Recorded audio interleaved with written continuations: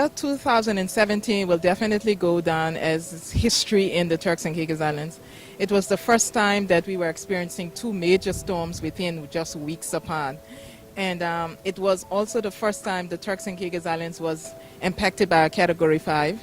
The first time in the history of the Turks and Caicos Islands that all inhabited islands, including those that are not inhabited, were impacted. Hurricane Irma and Maria left basically no island untouched. Every community, whether they were from the high upper class or the lower class or middle class, every community within the Turks and Caicos Islands was impacted. Another challenge we experienced was the fact that communication failed. Total communication failure after Irma. And as Maria was approaching, we had no means of keeping the public informed. My staff was also depleting. I mean, I was using them every day, all day, and next time I would pay more attention to my staff. I wasn't prepared to see that they were also suffering. They also had damages to their homes.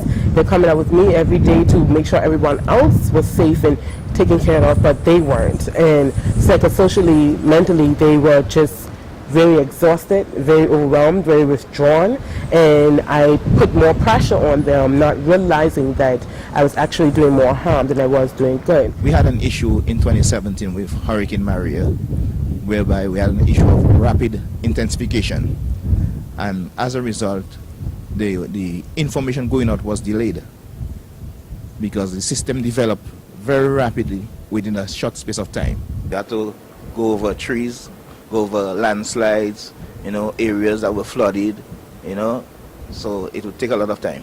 It was so terrible that I lost about 5 pairs of shoes in the process of walking. With the Meteorological Services Antigua and Barbuda, as you know, we have responsibility not just for Antigua and Barbuda, but for the Leeward Islands and also the British Virgin Islands. And so even as we are attending to the local atmosphere, we also have to look at the other islands as well.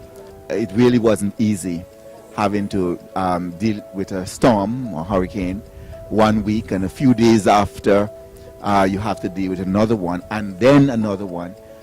But seldom do you see the evacuation of an entire island. And in the case of Irma, that the level of destruction that she had wrought on Barbuda initially, and with the approach of Jose, that prompted the rapid evacuation of an island. Well, in the case of Antigua and Barbuda, it's within one state. However, we can see how this becomes an issue if it has to be migration from one particular island to another country. We need to move away from the mindset that disaster management is an expenditure. Disaster risk management is not a response mechanism, it is a development issue. It was different. I've never experienced anything like that in my life. I recently moved to the BVI. I was very new, just a few months in.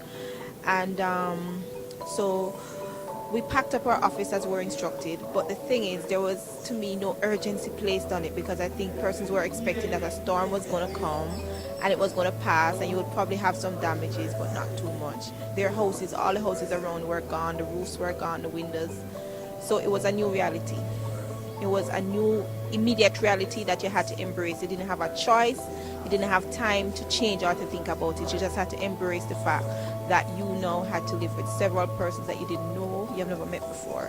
Media, met in Anguilla, we are not out there. The media doesn't know anything about us. So we in Anguilla, we need to go out there, go to the schools, go to the fairs, and let us be known so that when information is put out there, the public will be more aware and they will take whatever we say and not just rely on the social media. They will get information direct from the source, and then after that could help them to prepare more.